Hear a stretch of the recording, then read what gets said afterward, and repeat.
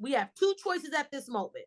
We understand that whoever we put in the White House next is either going to fast track us into war or is going to try to continue to hold the dam of water back from us having to be involved. And that means involvement in the Middle East, as well as involvement in Eastern Europe. This is why, in many ways, the Biden administration, although they did a botched job of doing it, left Afghanistan, because they are hearing rumblings on the fact that we are going to have to go to these places if we want any level of semblance of life. And I do not think that people understand how close we are to the precipice of World War III. We are that close. And Black and brown people are going to be the first people that they suit up and put a uniform on to go fight in these wars. Let's embark on the Ark Republic to hear current news that's published. More than gossip and chatter, covering current affairs that matter. We talk issues with professional views, all keeping you in queue. We wanted a higher vibe for these days and times to free the voices and minds, reporting the sign of the times so all can build. Let's shine, yeah. Greetings wherever you are situated in this universe. My name is Dr. Kaya Nyambi Shivers, and welcome to Ark Republic News. It is so good to be back and reporting on news that matters to us at Ark Republic. And again, we are speaking to Dr. Sherice Nelson. How are you doing, Dr. Nelson? I can't complain, girl. I cannot complain. It's a lot heating up on this international stage. Yes, it is. And because Dr. Nelson is an international relations expert, and she is the one who actually walked us through the Ukraine-Russia conflict and other things about the world. We talk about Africa, a lot of issues that go on. It is so imperative that we understand what's going on right now. So thank you for joining us today. Yes, thank you so much for having me. Yeah, and I want to say this before we start. When I'm in spaces and people ask me about Ark Republic, they often think that Ark Republic, how do I want to say it? They think Ark Republic's audience is just Black people, which if it was just Black people, I don't mind because I love my folk, right? But they often try to box Ark Republic into its identity and what it is. And I have to always correct folk and say, I'm a Black woman. This is a Black-owned business. It is Black operated. So if you know anything about news, you actually see the world through your lens. However, we report and look at issues from a global perspective. So this is why it's so critical for us to be talking about what's going on at the world and help folk break down exactly where we are, what we need to do, what's going on, because a lot of people really don't know what is going on. So thank you for joining us. So let's jump right into it. What's going on, Dr. Nelson? So this is what I tell people all the time when I was at Southern University and teaching students about American foreign policy, a class that I taught. It was all about your lens, right? That what you said in the opener is that understanding what's happening on the global stage right now is understanding your lens. Understanding what lens you're actually looking through. And I think oftentimes what happens in the Black community is that we as a people love to be in a collective, right? We love to lend our voices in a collective way to speak against oppression, because wherever we are situated as being Black, whether we are in Europe, if we are in the United States, or if we're in the Caribbean, if we're on the continent of Africa, that there has been some oppression that we have intimately felt. And so we often feel inclined to put our voices in collectivity against oppression.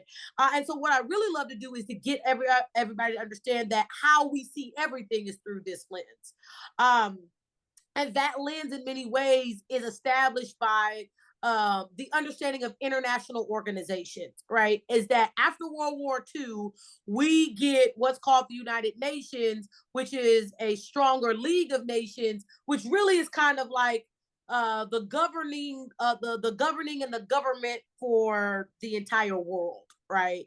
And so what we have to do is, when we're starting to see things like crack and break down across the global landscape, the best way to start looking at things, I think, from our lens as Black people is we understand what racism means, right? We understand that racism means that white Anglo-Saxons, for the most part, want to have the ability to control not just a country or a set of countries, but the world.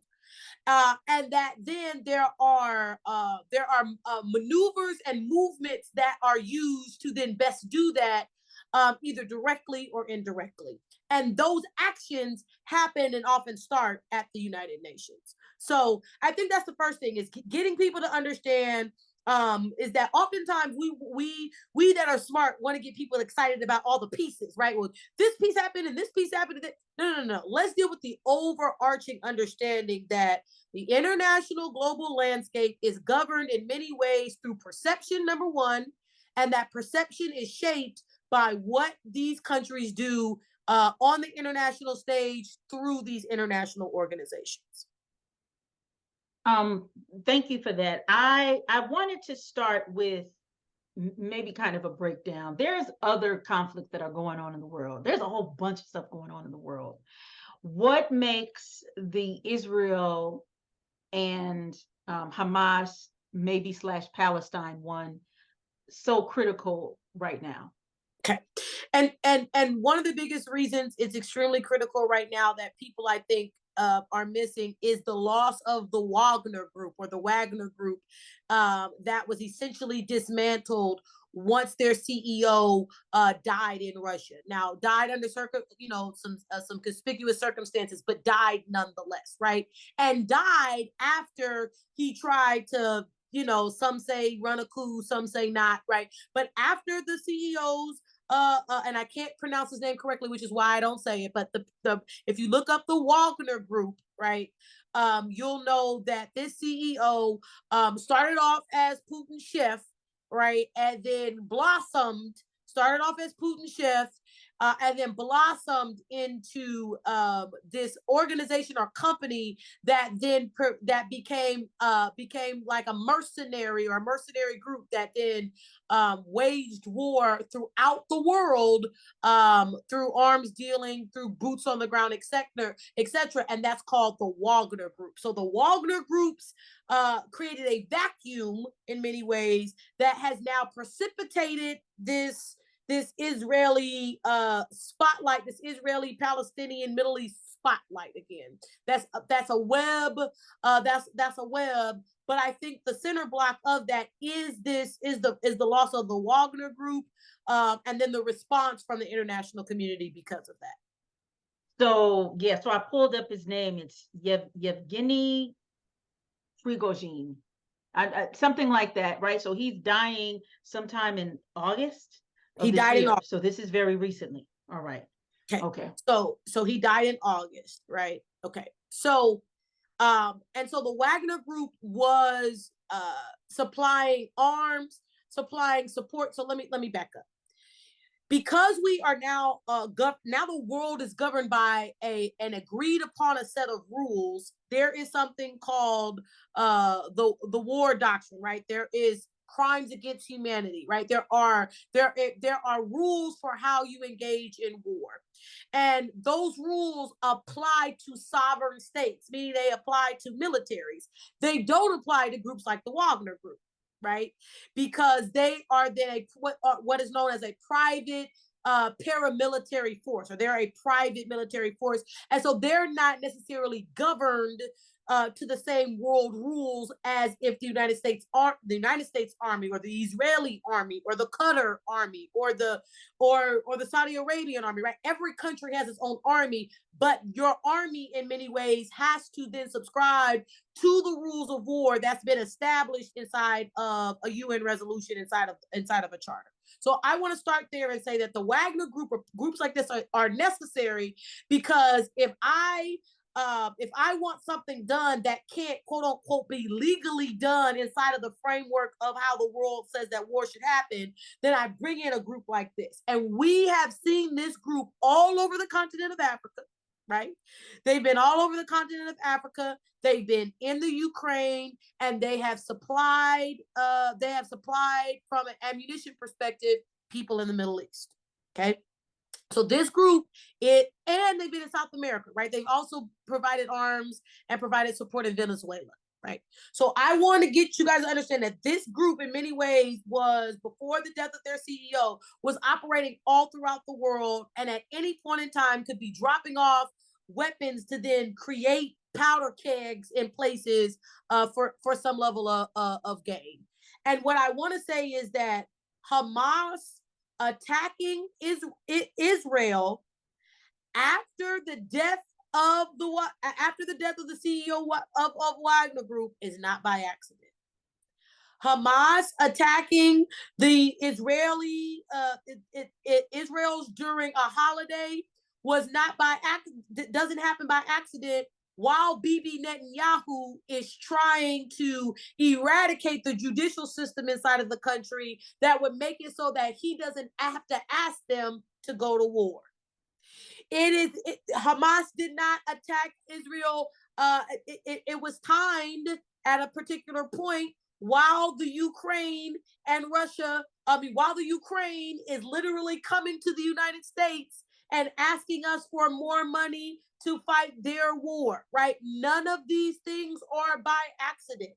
Timing of these things speak then to the erosion of democracy, the erosion of the sovereign state to be able to control groups on the international stage. That's a lot to unpack. Okay, so what you're saying is that the Wagner Group's dismantling, right? That Netanyahu is pivoting, knowing that there's some type of weakness, right, to do so. And so Hamas responding in a way, is it aiding Netanyahu or is it attempting to break Netanyahu down? It's aiding Netanyahu. It's a swing that aids Netanyahu. And what I mean by that is that Netanyahu was inside of his country, along with other Zionists, trying to break down the judicial system. The suspending of, and it's very complex, but to make it as simple as possible, he was trying to get rid of the Supreme Court. And by getting rid of the Supreme Court in Israel, it then removes a barrier when it's time to declare war. And because Bibi Netanyahu's fate and politically inside of the legislature was tenuous, it was tight, meaning it was tight, just like we see in the United States, right? The Republicans may have an advantage, but it's a very slight, it's a slight advantage. It's not, it's 20 votes, right? It's a slight advantage. The same type of phenomenon is happening in Israel for Bibi Netanyahu in his legislature. And so the judicial, which is supposed to be seen far more impartial, is the stopgap for them going to war in their country in a way that it's not a stopgap for us going to war here in the United States. And Bibi Netanyahu, before Hamas attacked, was trying to dismantle that to then be able to get to war faster. Interesting. So how does this, let's bring this back to the United Nations, right? So we were talking about the United Nations. How does this fold in? Yes, this folds in because the United Nations is responsible for ensuring that then, I don't want to get into Article 5, but it's ensuring that war happens justly, and that when war doesn't happen justly and there's a humanitarian crisis, that the United Nations steps in. One of the ways it steps in is through their Security Council. Okay, their Security Council is made up of 5 permanent members. Those permanent members are Russia, the United States, China, France, Britain, and ourselves, right? So those are the permanent members inside of their permanent members. I think they expanded to 6 now, but those are the permanent members. France, the United States, China, Russia, that's all of us, right? China, UK, always is wrong. China, Russia, France, the United States, and the UK. Those are your 5 permanent members. Those are 5 permanent members. They have to vote unanimously on any resolution. Now, they've expanded the Security Council, so you have 5 permanent members, and then you have countries that are rotating members that also get to sit on that. Why does that make any sense, or why does that matter? Because in 2022, Joe Biden announced to the UN that the African Union deserves a permanent seat on that Security Council. Okay, now. Okay. He did something. That permanent seat on the Security Council ensures that the continent of Africa always has a say about if the UN is going to bring troops, if they're going to bring humanitarian aid, whatever they're going to do from a security standpoint, even on the continent of Africa, is going to have to be cleared by some Africans. That started ruffling feathers. But because AFRICOM, right? Right? Because the United States has a stronghold in Africa. Okay. Right. And what Joe Biden's argument is that AFRICOM was used to help African countries. AFRICOM was supposed to be a strategic initiative by the United States that happened during the Obama administration, to then show that African nations can be trusted from an international space to be good brokers. They have now done that with AFRICOM, and now they deserve a permanent seat at the table when we're making decisions. That pissed a lot of people off, that ruffled feathers, because that changes the dynamic on the international stage. So people that do not then want this level of change start pulling at levers that start pulling at levers across the world that they're able to do based upon the idea that you have groups like the Wagner Group. The Wagner Group is just the ones that we know the most, that's been the most powerful, who has gained steam right under Russia. But there's other groups out there that are like that. Now you start pulling on these groups and start pulling on these conflicts in the dark. You start pulling on the Palestinian, you start pulling on Hamas's problem with Israel. You start pulling on Saudi Arabia's issue with Iran and Yemen. You start pulling on a crisis in Mali, right? Where they're having border issues in Mali. You start pulling on a crisis there. You start pulling on a crisis in Venezuela, right? So it's this idea that once the international stage and the power of Black people in many ways solidifies at the top, then there's all these skirmishes around the world that then get you to second guess, right, giving that type of power. Interesting.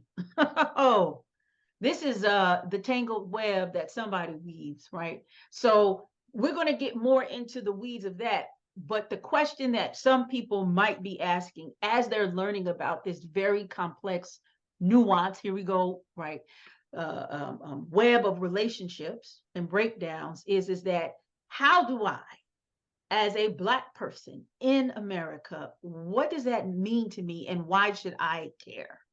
So this is why you should care, because most of us are holding on to cell phones or devices. 70% of all bauxite needed for that phone is found on the continent of Africa. The reason that you should care is because the rubber on your tires is coming in raw material form from the continent of Africa. I mean, the list can go basically on and on and on.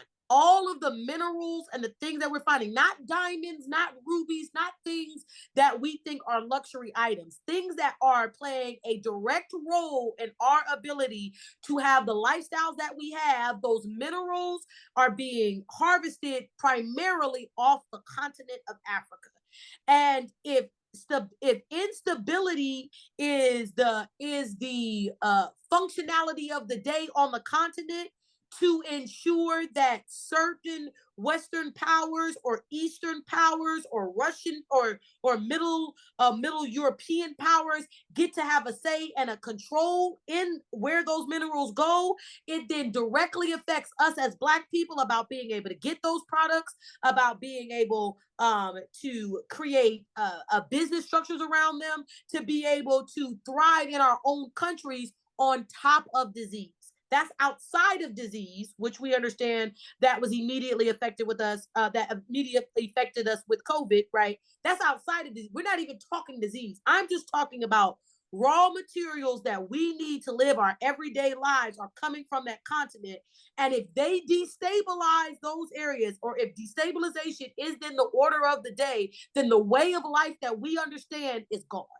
So basically, there will be serious economic instability if this happens. Like, diabolical. And those who are at the bottom, you think you're at the bottom now, you're going to be 30 feet under, right? You're going to be 30 feet under. Because it will be those who can only access, what we would consider everyday items now become high stakes items. So this is why there is this little undercurrent. I don't know if you've seen this, of people saying, what about the 1 million displaced in the DRC, right? The Democratic Republic of Congo, right? So this is what this is connected to? Yes, but it's connected on a larger stage of this. It's all connected and tied back to democracy. And this is something that I think that for all of the democracy is bad, because oftentimes democracy saddles itself with capitalism, right? For all of democracy's bad, here's the good. The good is that democracy is the idea that even one person has a voice and a way to participate. And the African people have grafted onto that fiercely, right? Whereas here in the United States, turnout for elections is down, right? It is something that in the Black community you see we're fighting against. That is not the case on the continent of Africa. They are walking miles. They are actively engaged in the democratic process, so much so that the world right now, from a global perspective, all over the world is watching 2 elections on the continent of Africa, one in Ghana and one in South Africa, because elections in those 2 places will drastically change trade routes, can drastically change trade routes. And so the best thing to do if you are concerned about world domination is to make those areas or those areas around them as unstable as possible. And instability is tied in many ways to the Middle East, because we call it the Middle East because it's in the middle of the map. Now, I hate the idea of calling it the Middle East because it centers Westernism, right? Because it centers the West. So it's really Western Asia. But if we think about it, conflicts in the Middle East have a way of spreading all throughout the world. There is no way that you escape from a issue in the Middle East. There's no way to escape from it because the rest of the world is all connected to that spot. So we already know we have a known powder keg. We have a known powder keg in Israel and Palestine in the area. And that powder keg is less about ethnic understandings and undertones and all about the engines and the engines of capitalism, about who gets money, when, and where. Okay. And so that is, so it is, if I'm seeing the idea, and I know this is hard for people to say, how is one connected to the other? No one argues that the foot is connected to the body until it's time to walk. Right? What I'm saying is that African Americans, Black people throughout the continent, their ability to grow in power is upsetting the entire global landscape. And we will then see proxy wars as a result of that. And the way that you tamp down or then expand proxy wars is through groups like the Wagner Group, who can pull a lever. And now that the CEO has decided that he was bigger than the person that allowed him to get in that position, he has now been deposed of, and it's now left in many ways the group that then tamps down and expands in a state of chaos. Yes. Allegedly been deposed. Allegedly. So why? So the question, and I've been seeing this now, is the United Nations, why can it not get a hold of this situation? What's the problem? Yes. So this is a problem I love to have a conversation about, right? And the reason they're not effective is because, in my opinion, we wanted too much democratic consultation. Okay. The Security Council 5 permanent members, not the rotating members, but the 5 permanent members have to agree unanimously on any decision that's made.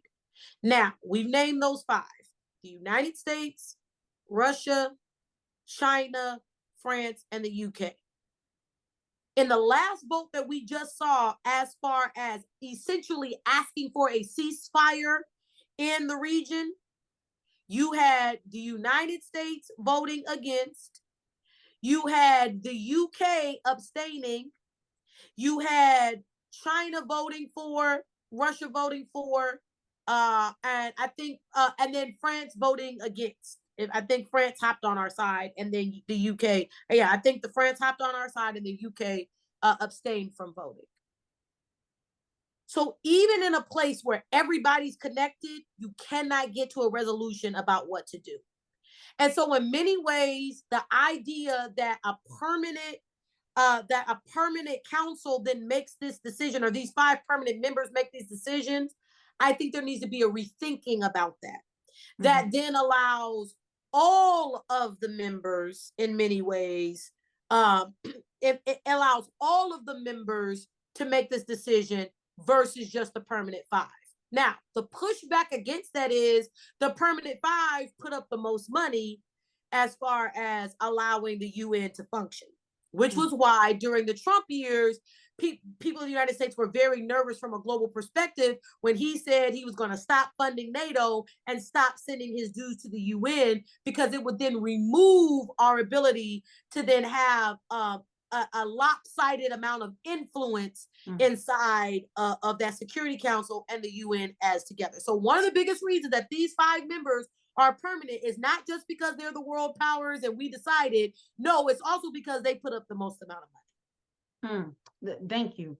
So what do you think is going to happen to the United Nations if it does not help this situation? I think that this skirmish in many ways calls for there to be serious conversations about permanent member use. It may not result in the African Union. Let me first tell people what the African Union is. The African Union is in many ways just like the European Union, right? The argument is that there is no permanent African nation that's a permanent member on the Security Council, yet oftentimes the places that aid has to be sent or military flannexes have to be sent are on the continent. So that's the argument. So the way to remedy that is to give it to the AU, which is a conglomerate of all 54 nations. So that's the next thing. The African Union, unlike the European Union, has a representative from every single one of their countries. And so the argument is that the AU should get the permanent seat because it doesn't then advantage one African nation over the other. So what I think is what this does is that the more this crisis rages, this crisis between, in particularly the third state in Hamas, right? Because Hamas is acting as a third state, right? The third state in Hamas, the Palestinians as separate from Hamas, because I believe Palestinians are separate from Hamas. They're not one and the same. And then the Israelis, it's going to force there to be a larger conversation on how do we deal with third states that are not state actors in Hamas, and how then the UN is organized and equipped to deal with that, right? So I think it opens up a conversation about these permanent members, a conversation that we have been having in many ways since the fall of Berlin. So since the Soviet Union has been dismantled, there's been a larger conversation around why we need to either rotate these 5 permanent members, or that we need to have a larger overarching conversation about permanent membership. And I think that permanent membership is going to survive, right? But I think that who then becomes permanent members expands, and then getting a consensus, right? Getting a majority vote versus an absolution vote is going to then be the result of this skirmish. Yeah, now you have me rethinking Niger, on Niger, what's been going on in Ethiopia, what's going on in Somalia, and Again, dropping this information. Why Ethiopia? To your point, why Ethiopia and Eritrea? Because that's a long-standing ethnic argument that has happened for decades. And where is the African Union? Where is the headquarters of the African Union? In Addis Ababa. Yep. Right. So what? And I know that scholars would come back and yank at my arguments because they're saying they're thinly veiled or they're loosely connected. The argument that I'm making here, and I'm making this for the academics that may watch, or those of you that are of the intelligentsia that may watch. The argument that I'm making here is that every time there is an expansion of Black power, which all of us in academic circles agree there has been. Anytime there's an expansion of Black political power, there is a white backlash hand slap. And what that backhand slap looks like is then stoking ethnic tensions across the world and stroking ethnic tensions that forces the international stage to then reset itself. So I know we're talking about United Nations, but I'm gonna bring it back to the US. Now, mind you, I know this as being a media scholar. Media is it's supposed to inform, but it can be very propaganda-ish. I've been seeing right. I've been seeing this rise of people rethinking how they're going to vote for 2024. How is this going to hurt or help Democrats and Republicans? Let's talk about both sides. Well, I think that's very much the point, right? That's another reason why this is another reason why the attack happened in the timing that it did, right? Because if we think about it from our lens here in the United States, right? From a United States perspective, not a Black, just from the United States perspective. We had 20 Republicans hold the speakership hostage at the beginning of the year, right? Where it took them 15 times to vote for a white, supposedly moderate out of California, right? And Kevin McCarthy. It took them 15 times. The reason he was ousted is because of the amount of money he wanted to send to the Ukraine. That's the bottom line of what they sat him down over. And the reason I say to you that that's the bottom line of it is they had come to what's called they had come to an agreement. They were going to use a CR, a continuous resolution. They were going to fund the United States government based upon the numbers that they decided on last year, right? So they had already decided on what they were going to do. It was in the time frame of the government shutting down, or if we're going to give Ukraine more money. The idea of we got a continuous resolution over the finish line, which means that we're going to give the Ukraine the money that we said that we were going to give them last year as a drip until we figure this out for the next 45 days, is the thing that got Republicans the most pissed off and said, McCarthy got to go. Because we have whipped up the nation on the idea of we need to spend the money that we are making on the country. It's been far more nationalist, and we don't have to spend one more dime to Ukraine. Now, this is what those white folks out there are not thinking about. If Ukraine falls, Poland is next, and Poland is a part of NATO. And because we are a member of NATO, that then means if Russia attacks Poland, we have to go to war. And my husband, who's a reserved Army officer, who's in intelligence, is gearing up. Every time he goes to the base and checks in for the weekends, they are preparing for that exact phenomenon. They are preparing for the idea that we as the United States are going to be back in a war in Europe. Because if Ukraine falls, they're coming after Poland to force us to get into a war.